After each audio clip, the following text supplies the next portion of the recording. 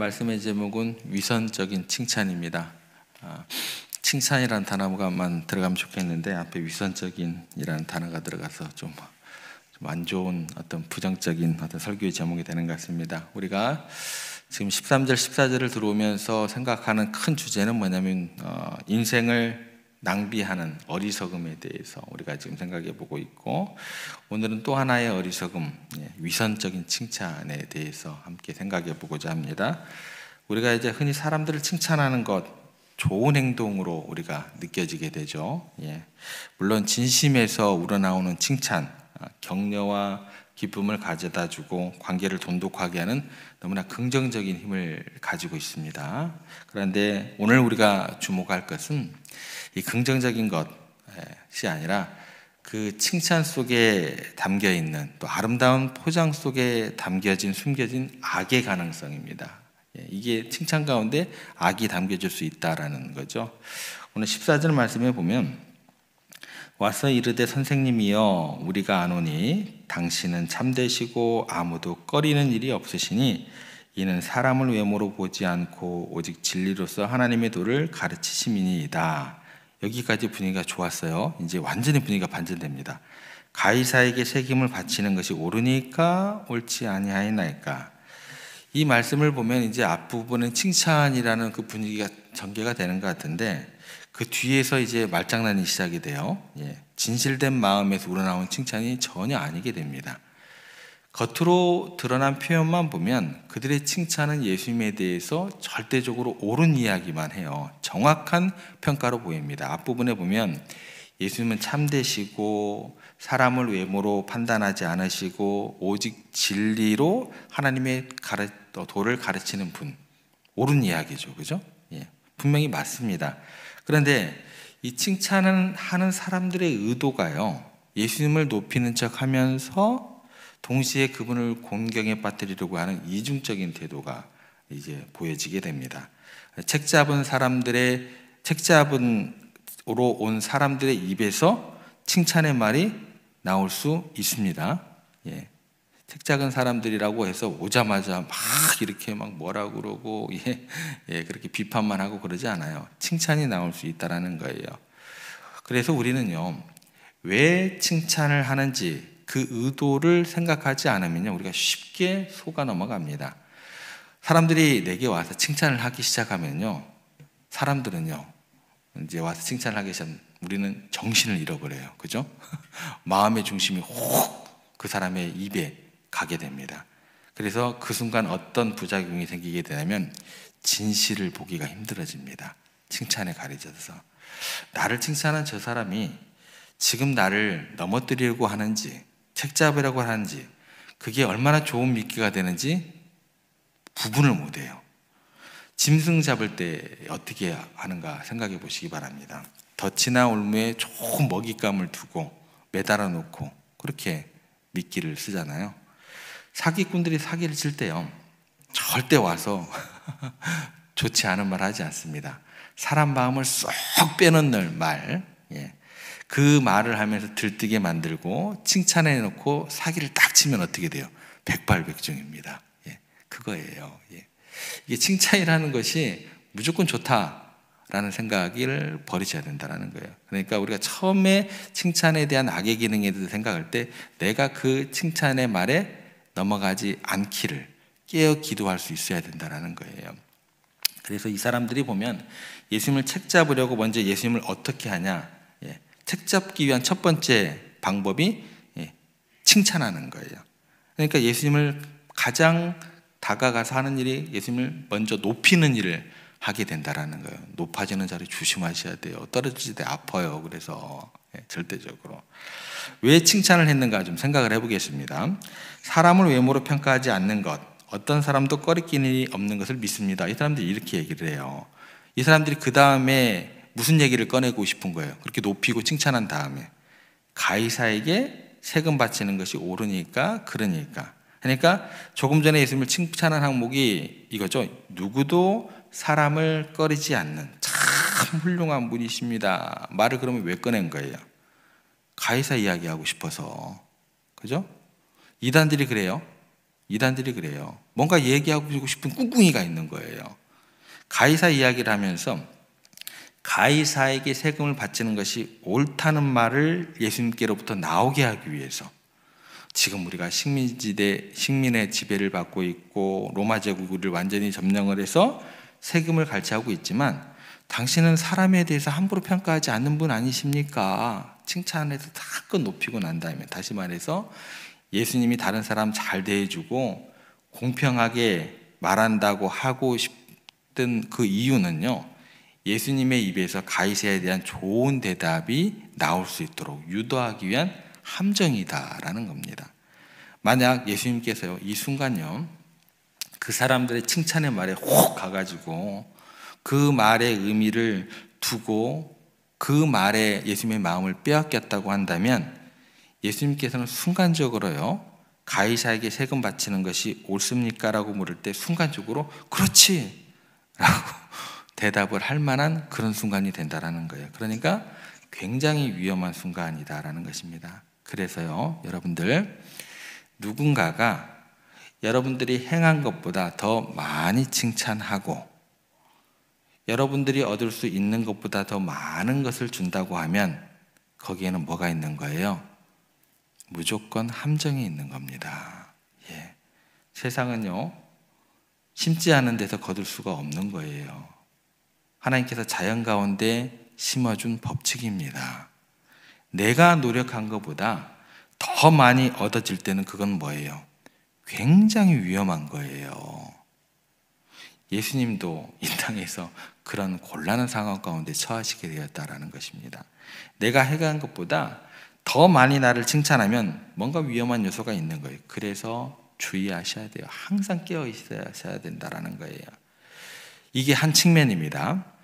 이게 이제 내가 속아 넘어가지 않아야 되는, 깨어 있어야 되는 그 칭찬 가운데 담겨 있는 악의 한 측면이라고 한다면, 이것보다 더 나쁜 것이 있어요. 이게 예수님께서 말하고 싶은 것에 속지 말라라는 차원의 이야기가 전부가 아니다라는 거예요. 더 심각한 게 뭐냐면 지금 이들이 와서 하는 행동이에요. 그 말들이에요. 뭐예요? 위선적인 칭찬의 모습은 더 나쁘다라는 거예요. 지금 이들은요, 예수님을 책 잡으려고 거짓된 칭찬을 먼저 하고 그 다음 질문을 하게 되는 거죠. 그러니까 이 태도 자체가 이들의 인생을 완전히 망가뜨리는 태도로 연결된다라는 거예요. 바리새인들은 원래 어떤 사람이냐면요, 진리를 추구하는 사람들이었습니다. 시작부터 이 사람들은요, 경건했던 사람들이었다라는 거예요. 그런데 순간적인 자신들의 목표를 달성하기 위해서 마음에도 없는 거짓말을 하고, 또 그 거짓말을 성공시키기 위해서 뭐예요? 막 연구를 하죠. 그죠? 어떻게 하면 저 올가미에 걸려서 절대로 빠져나오지 못하게 할까? 연구를 해요. 예. 아니, 거룩하기 위해서 진리를 추구하던 사람들이 진리를 연구해야죠. 그죠? 목사들이 말씀을 연구해야 되는 거죠. 그죠? 말씀을 준비해야 되는 거죠. 돈에 눈이 가면은요, 목사들이 이게 이제 제정신이 아니게 되는 거예요. 그죠? 자신들의 목표를 달성하기 위해서 진리를 추구해야 될 바리새인들이 자신의 목적을 이루기 위해서 거짓말을 살살하기 시작하고 거짓말을 성공시키기 위해서 막 연구를 해요. 그 거짓말을 앞도 뒤도 막 부정하지 못하도록 교묘하게 짜면서 뭐예요? 상대편을 칭찬을 하기 시작합니다. 위선적인 행동으로 연결이 돼요. 그런데 이 위선적인 행동이 그냥 가만히 있느냐? 이 사람들의 인생을 완전히 망가뜨리게 된다는 거, 이게 더 위험하다는 거예요. 여러분, 다른 목적을 위해서 거짓된 행위와 말을 하기 시작하면은요, 이게 처음에는 한두 번으로 끝나는 것 같지만 이게 그렇지가 않아요. 습관이 됩니다. 습관이 돼요. 습관이 된다는 것은 나중에는 뭐가 된다는 거예요? 인격이 된다는 거예요. 예. 그러면 이 사람들은 그게 인격이 되는 순간 영영 회복할 수 없는 죄 가운데 거하게 되는 것이고, 이 사람들의 모든 것이 거짓이 되어버리는 거예요. 그래서 바리새인들은요, 원래 어떤 사람들이었냐면 하나님을 사랑했던 사람들이라니까요. 그리고 말씀대로 너무나 살려고 애를 썼던 사람들이라니까요. 그냥 원래부터 나쁜 사람들이 아니었어요. 예. 그런데 이렇게 작은 것들이 쌓여서 이 사람들의 모든 것, 위선이 되어버렸다라는 겁니다. 그래서 더 큰 위험이다라는 거예요. 속아 넘어가는 것, 그거는 그래도 이 사람들에 비하면 아무것도 아닌 거예요. 나중에는 어떤 일까지 벌어지게 되냐면 자기가 하는 말이 위선인지 진실인지 구분이 안 돼요. 자신도 모르게 됩니다. 그런데 다른 사람들은 어떻게 해요? 대번에 알죠. 대번에 합니다. 저 바리새인들 그냥 거짓이 그냥 일상이 되었고 위선이 꽉 찬 사람이고 다 알아.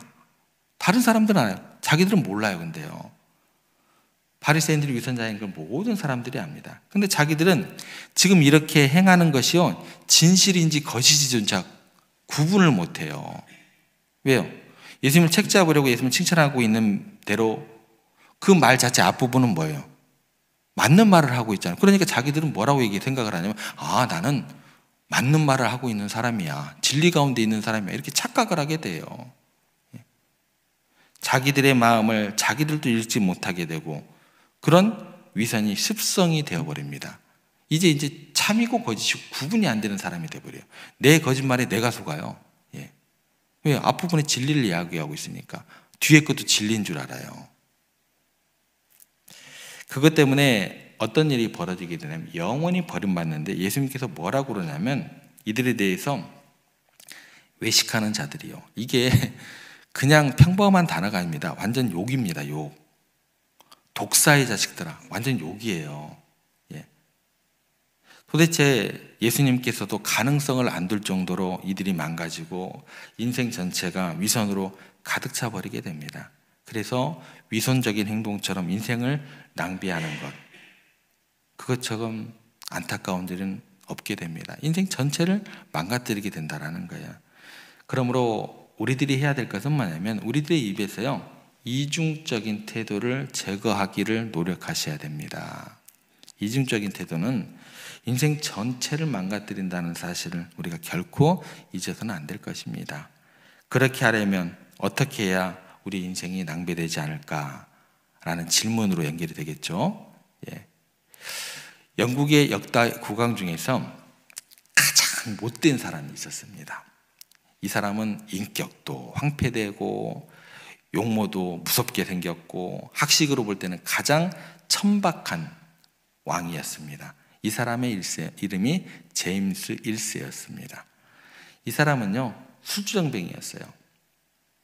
그리고 악에 탐닉되어 있었던 사람이고, 외교적인 어떤 이득을 취하기 위해서는 자녀들을 막 아무에게나 막 결혼을 시켰고, 뿐만 아니라 호식과 방탕함으로 국고를 탕진한 왕이었습니다. 이 사람에 대한 별명이 이래요. 균형을 잃은 머리, 군침을 흘리는 혀, 활처럼 휜 두 다리, 통방울 눈, 비열한 인간성, 현자인 척 티를 내는 위선, 이 사람들에게 붙여진 별명이었어요. 최악의 사람이었다라는 거죠, 왕이면서. 근데 그가 왕으로서 전혀 존경을 받지 못하고 모든 사람들에게 욕을 먹던 사람이었습니다. 그런데 놀라운 일이 일어나게 됩니다.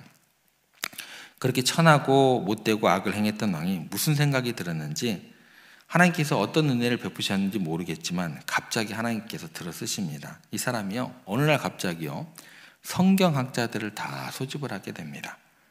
그리고 어느 시대를 막론하고 그 시대에 뒤지지 않은 감동적이고 영감 있는 성경책을 펴내게 됩니다.